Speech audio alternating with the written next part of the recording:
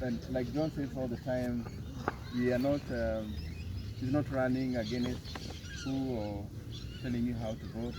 Well, basically would like to give, have you get it together here to talk about what he's done, to talk about where we want to go, and especially, the journey and where we'd like to see us in the next 2 or 3 years. And based on that, you make a decision on where you want to go.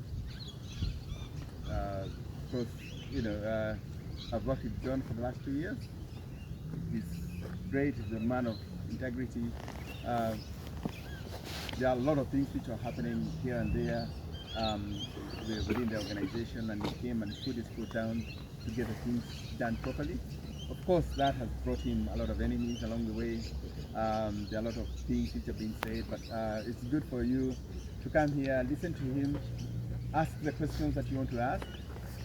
Whatever you may have heard over here about the CASA or about John or about myself, it's a great opportunity to just speak out, get an answer, because whatever question you're going to ask, somebody else may have heard about the same thing. So thank you so much. And it's getting a little bit cold.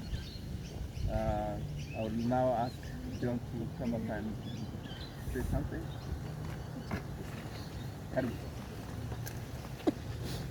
Good afternoon, everybody. Good afternoon.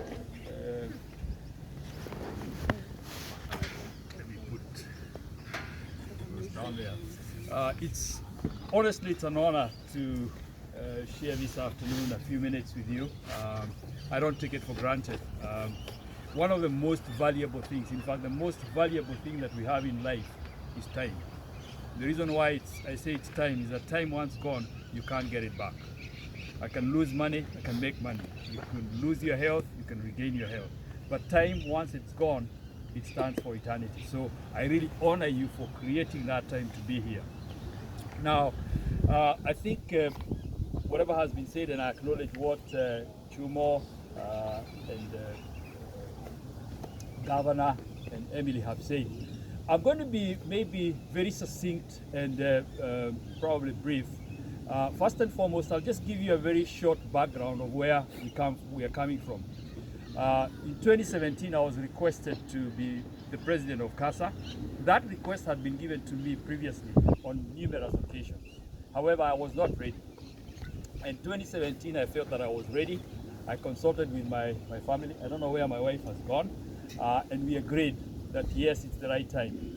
And obviously, when you take office, there are specific things that I really wanted to accomplish, for us to accomplish as a team, because first and foremost, it's very important that I acknowledge that I've had a team, and that team is, because of that team, it's the reason why we got the results that we got.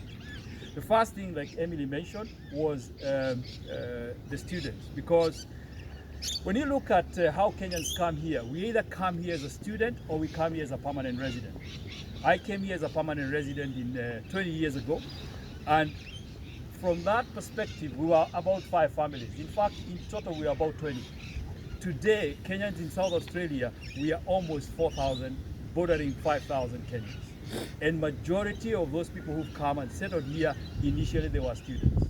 So we cannot underestimate the importance of students.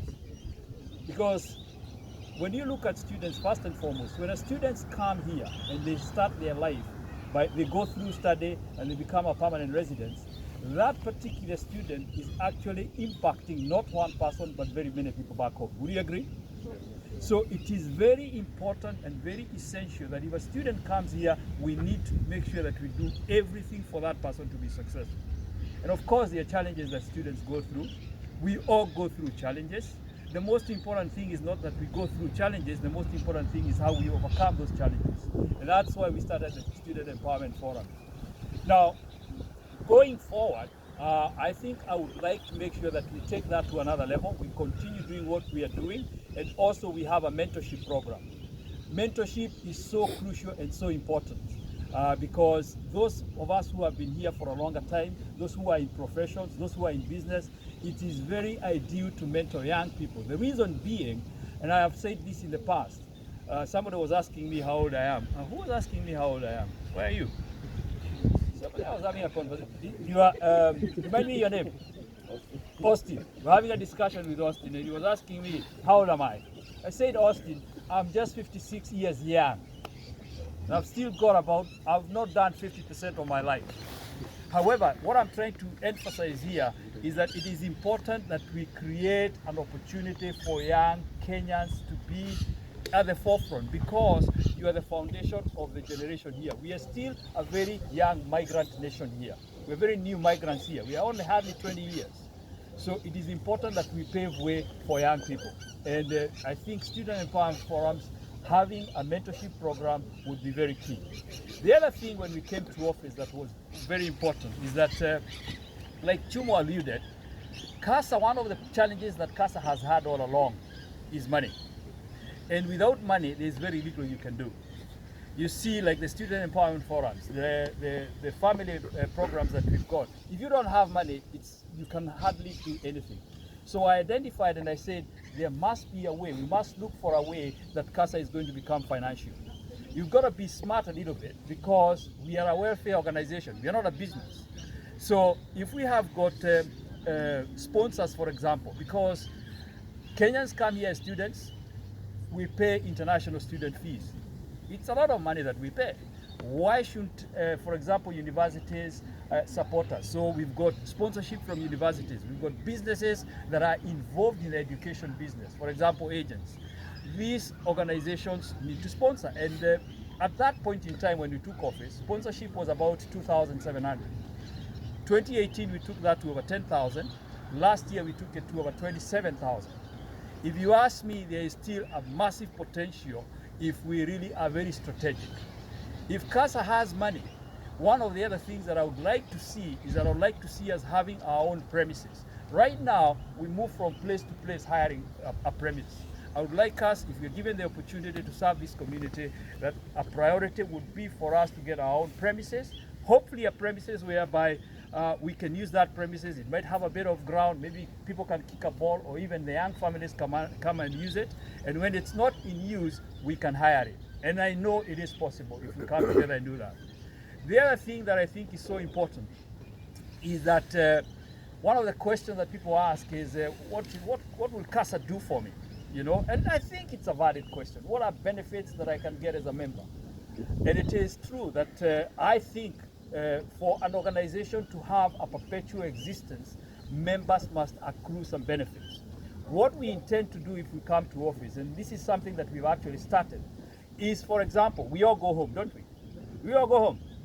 We all go home. Yeah. So we are going home, which means you have to pay a ticket as an airline. Supposing we had an affiliation, for example, with Emirates or another airline, whereby because you're Kenyan, we have a card, you know, like the RAA cards that we have. We create cards for members, and that card allows you, say for example, you're going to buy an air ticket, you get maybe 5% or 10% discount. You're going to see Msaba. Where is Msaba? Msaba is a mechanic here. You know, we can have a deal with Msaba. Any Kenyan who goes to see Msaba as a mechanic, he needs to give Kenyans maybe $20 or $30 discount. And that can extend not only to that, but even to banks. I would want to imagine that all of us at one stage in our own lives, we want to buy a home. Is that true? Or you want to buy a car?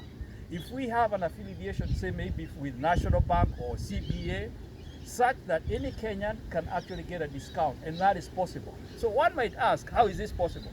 I would say the first thing is to know who to speak to. Secondly, like I said, we are almost 4,000 people here.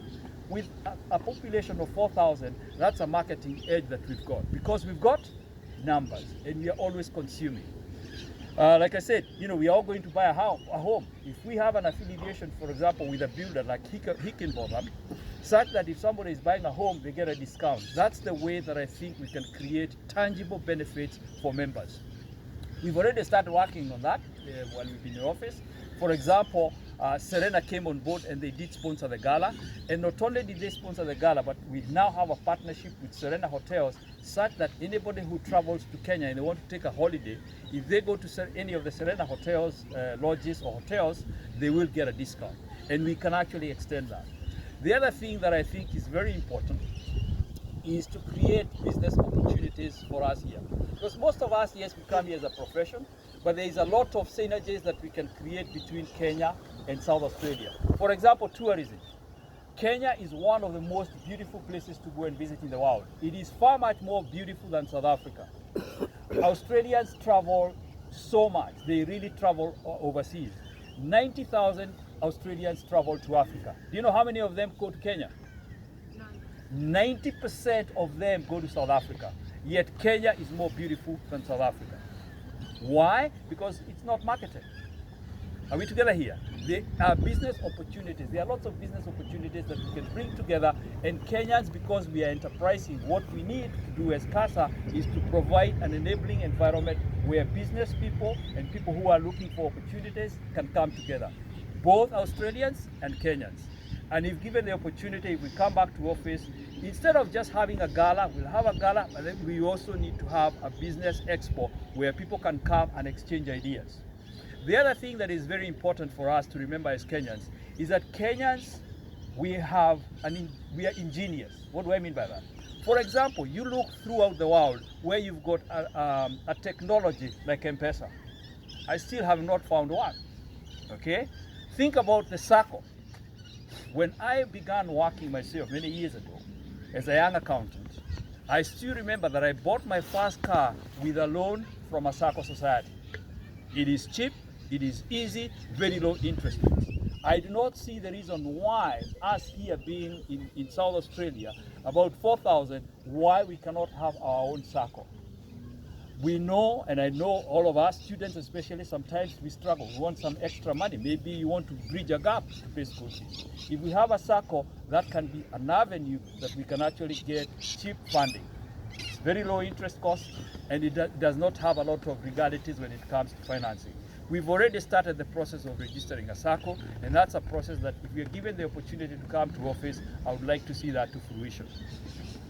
The other thing that is very important, when we sat with students, there was an issue of people not getting the right information. Where do they find information? Where can somebody find ugali? Where all sorts of necessities when somebody is new in a country, where do they get to access that information? Now, there has been, how many of people are here in the south or in the north? How many of us in the forums? Please raise up your hand. Yeah? You've seen some communication happening during this campaign era, is that right?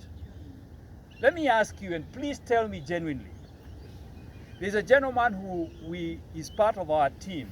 His name is Edwin Kamau, as a PR. Do you think that boy is doing some good things?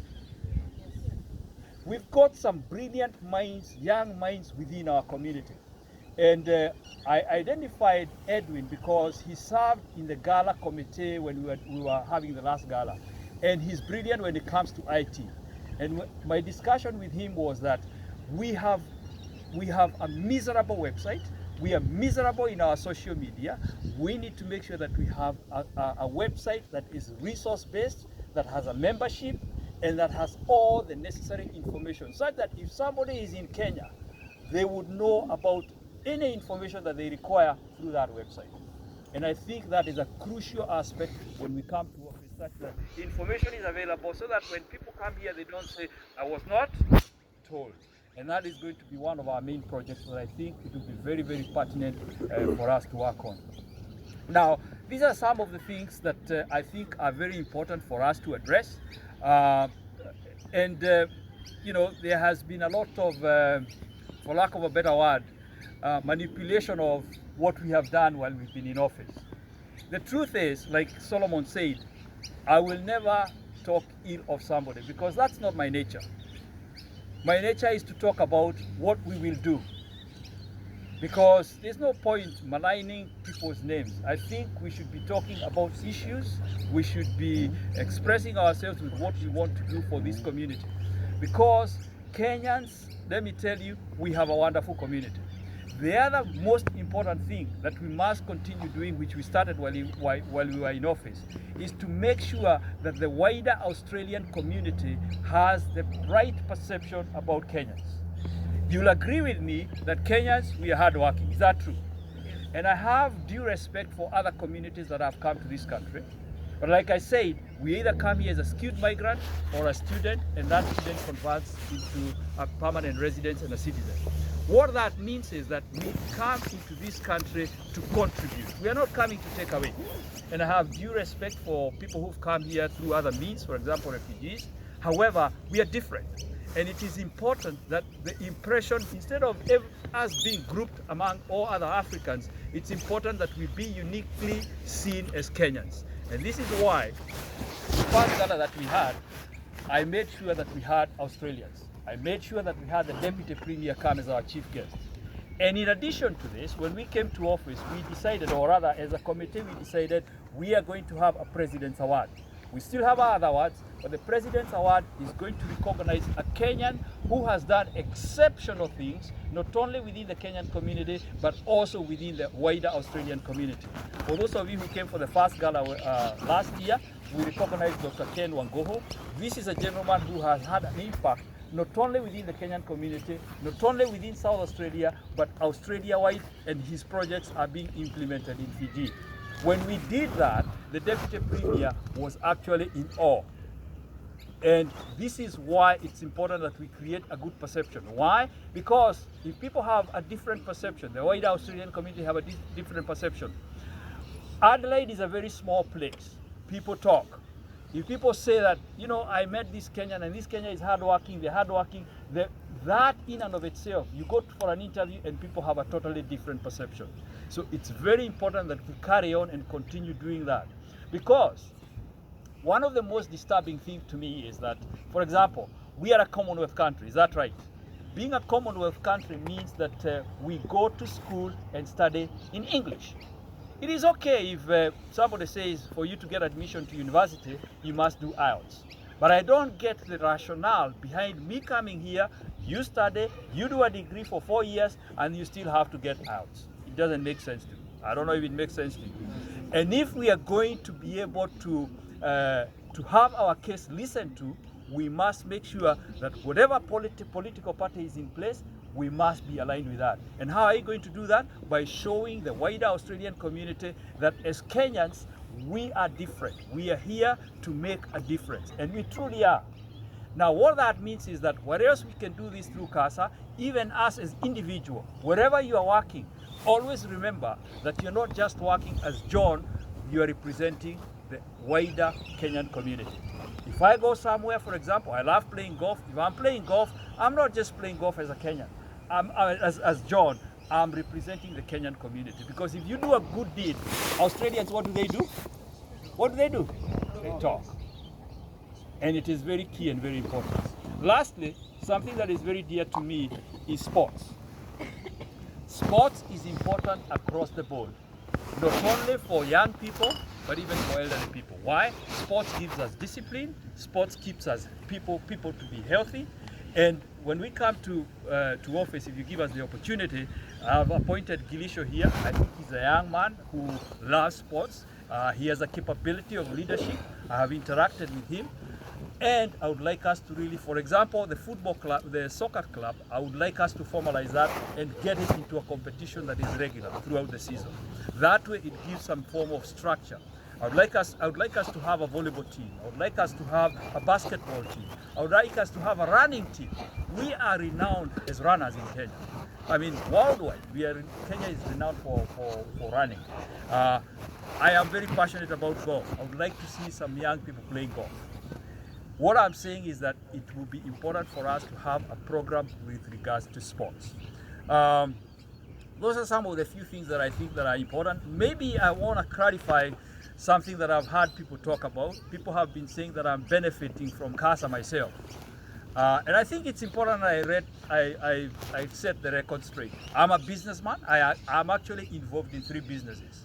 Last year I started getting involved, or I got involved in an education business, Boomerang International, and I have not benefited from being in office. As a matter of fact, I have helped CASA because of my business connections. Why? For example, with Soul Resorts, we interview very senior business people. I think there's, where is Moses? Is it Moses? There are people that have come to my breakfast here. Where is that gentleman? Disappeared. Now, the breakfast that we normally hold, I'll just give you an example. I have had the opportunity of interviewing people like Roger Drake. Roger Drake owns Drake supermarkets. I've had the opportunity of interviewing people like Bob Beaumont. You've seen Beaumont Tiles. What I'm saying is that because of the kind of work that I do from a business perspective, I've been very fortunate to be able to interact with this kind of people. And these are the kind of people that I would like to have sponsorship with and have affiliation with CASA. Now, when I came in office, I have known the original owner of Boomerang. I've known him since he was in college. He went to school with my brother-in-law. I coached him and got him from an accounting profession to a business where he started Boomerang. And Ash has always been asking me to invest in that business. I looked at that business this last year and we decided as a family we are going to get involved. Now, to give you an indication, because people say that I've been benefiting, and my team members here, I don't know whether the treasurer, if the treasurer was here, he would confirm. This year, when we were supposed to be finalizing the gala, what was your name, sir? Marvin. Marvin, you've been to one of my breakfasts, isn't it? Did you benefit? Good on you. Ask Marvin about the breakfast, by the way, when we finish. Now, during this year's gala, we moved from Intercontinental to the Adelaide Convention Center. The Adelaide Convention Center, unless you pay everything before the event happens, you're not going to have that event. It came on Friday, and we had money that we had to pay because Brand Kenya, although they sponsored 10,000, that 10,000 government process was that we got it after the gala. We had to come up with money. And me and my business partner, we decided we would do something, and we sponsored the gala to the tune of $7,500. Now, when somebody says or somebody alludes that John is eating CASA money, I don't know how that is possible. And the accounts are there. They have been audited. Not only that, we've moved sponsorship from 2,000 to 10,000 and from 10,000 to 27,000. I don't know whether that is a benefit or a disadvantage to CASA. If you ask me, I think it's an advantage. And if somebody was in office and they were not able to do that, I think they should respect that. So I'm not going to talk much about that. I'm going to leave the forum open for you to ask me questions. But most importantly is that the destiny of our community hangs with your vote. It is very important that you participate in this process of voting. And it is wonderful that we've got competition. You know, like Dan mentioned, a year ago or 2 years ago, we used to go late so that you're not asked to stand for office. Today, people have seen that CASA is attractive. Now, I hope that people are seeing that for the good reasons, because it calls for hard work, it calls for dedication. We don't get paid any amount of money to be in office. We give our own time. But let me tell you, I've had a committee that loves this community. And I love this community. And what we can do as Kenyans, honestly, it's unbelievable. The potential is immense. It is immense. And we are an example of other African communities. I'll tell you, all other African communities, we are an envy of the other African communities. And it is up to us individually to make sure that as Kenyans, we make a difference, not only for our own community, but as an example for other wider African communities. So I'll stop there. If you have any questions, by all means, if there is a burning question, ask me and we'll address it. Thank you. Thank you very much. What's your plan with the new students? Because I personally think $20 is too much for a new student. What is your plan with the when we come back to office, any new student who comes, we will allow them membership without any fee for the first year. After that, they will need to pay. Yeah. Yes, please. Okay. Now, my question is very valid. We hear about CASA over and over. Even I heard about CASA when I was in Kenya before I came here to Australia. And this lady told me you have a very strong community, CASA. Communicate with them. Now, you have a secretary, you have everything, other aspects. But my question is this, you know we are a social media generation, eh? I think you have to have a representative in that aspect. Someone who's going to be communicating. Okay, this is not a question, but someone who's able to communicate for even international students who are coming in, who are all over, what is the place, what is just someone who's able to communicate. Is there a website running? So if I go to CASA, if I Google CASA, what information is there? What is the, we need to understand what is the importance of CASA, the achievements done, the way forward, and everything else. So that's my whole. And it's a very valid point. Yes. And like I mentioned, we've identified Edwin. He's an internet expert and very good with creating. In fact, our website that we have at this point in time, I would say it's appalling. It's almost non-existent. Our social media, I would say, it leaves a lot to be desired, and that is what we need. We need to do some work in that area. Thanks for bringing it to light. Thank you. There were some hands up here. So people wanted to ask some questions. There's a hand here, John. Yes? Yes, please. You see, most of the people here, Yeah. maybe let's say 90% or 100% of them, Yeah. they have not benefited from CASA, Yeah. from whatever kind of thing, right? So I think the main purpose, and it's not a question, it's more of a statement. Yeah. I think the main purpose for CASA right now should be focusing on students who are coming, because we've had before, maybe in 2014, I've met a person who tried to put me in a situation, and I'm like, CASA can't pay your school fees, CASA can't pay your rent, CASA can't, they can't give you pocket money whatsoever. So you guys should really focus on just stabilizing students, because most of the time, as students, when you come here as a student, because I came here as a student before I became a resident, Yeah. when I came as a student, I've not seen CASA in my life. No, never. So, even with adverts, right? So, main point, kids come here, and I'll call them kids because they come at 20, very young kids, yeah? They don't have a pathway to anything, and you're talking about mentorship. Instead of thinking about the bigger picture where you have to grow CASA into a community where we have our own, I don't know, community hall Yeah. or whatever. Yeah.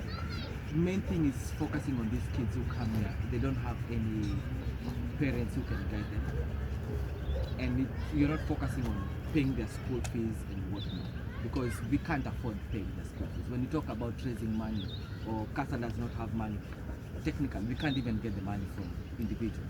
It's just the normal person who pays their fees. Yeah, that's it.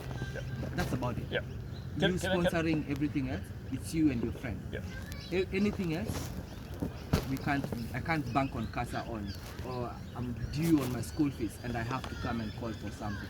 I was talking to Emily today and she told me about something, which is good. Reputation. You call it, what do you call it? Status. And I was like, yeah, fair enough. Status is good, because if I need a job on a higher rank,